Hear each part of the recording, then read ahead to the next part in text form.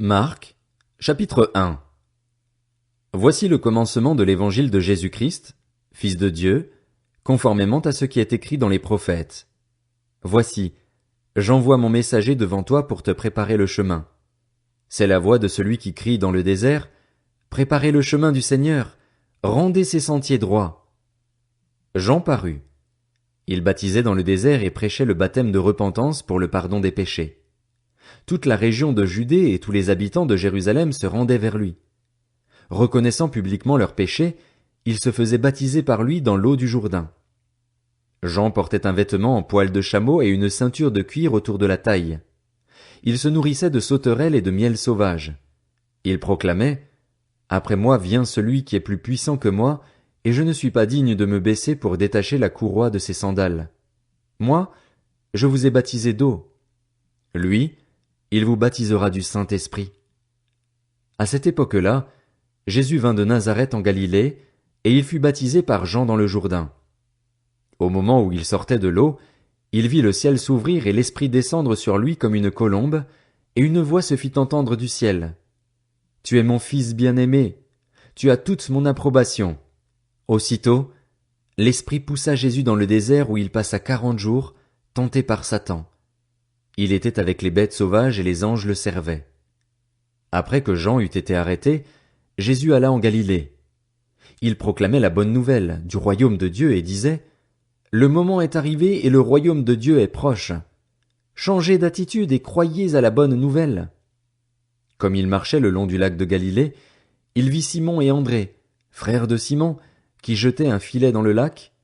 C'étaient en effet des pêcheurs.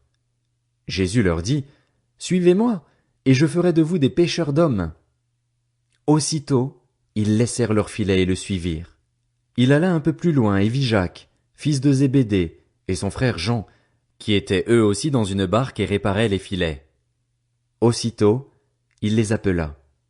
Ils laissèrent leur père Zébédée dans la barque avec les ouvriers et le suivirent.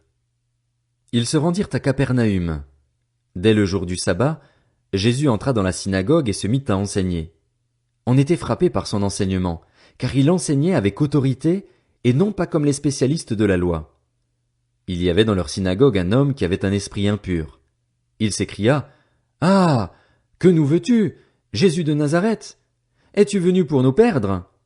Je sais qui tu es, le Saint de Dieu. » Jésus le menaça en disant « Tais-toi et sors de cet homme. » L'esprit impur sortit de cet homme en le secouant violemment et en poussant un grand cri. Tous furent si effrayés qu'ils se demandaient les uns aux autres « Qu'est-ce que ceci?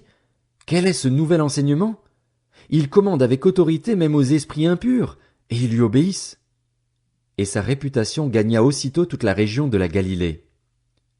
En sortant de la synagogue, ils se rendirent avec Jacques et Jean à la maison de Simon et d'André. La belle-mère de Simon était couchée avec de la fièvre. Aussitôt on parla d'elle à Jésus. Il s'approcha, la fit lever en lui prenant la main, et à l'instant la fièvre la quitta. Puis elle se mit à les servir. Le soir, après le coucher du soleil, on lui amena tous les malades et les démoniaques. Toute la ville était rassemblée devant la porte. Il guérit beaucoup de personnes qui souffraient de diverses maladies. Il chassa aussi beaucoup de démons, et il ne leur permettait pas de parler, parce qu'ils le connaissaient. Vers le matin, alors qu'il faisait encore très sombre, il se leva et sortit pour aller dans un endroit désert où il pria. Simon et ceux qui étaient avec lui se mirent à sa recherche. Quand ils l'eurent trouvé, ils lui dirent « Tout le monde te cherche. » Il leur répondit « Allons ailleurs, dans les villages voisins, afin que j'y prêche aussi, car c'est pour cela que je suis sorti. » Et il prêchait dans leur synagogue par toute la Galilée et chassait les démons. Un lépreux vint à lui et, se jetant à genoux, lui dit en suppliant « Si tu le veux, tu peux me rendre pur. » Rempli de compassion, Jésus tendit la main, le toucha et dit « Je le veux, sois pur. » Aussitôt la lèpre le quitta et il fut purifié. Jésus le renvoya sur-le-champ avec de sévères recommandations. Il lui dit « Fais bien attention de ne rien dire à personne, mais va te montrer aux prêtres et présente pour ta purification ce que Moïse a prescrit, afin que cela leur serve de témoignage. » Cependant cet homme, une fois parti, se mit à proclamer partout la nouvelle et à la propager, de sorte que Jésus ne pouvait plus entrer publiquement dans une ville. Il se tenait dehors, dans des lieux déserts, et l'on venait à lui de partout.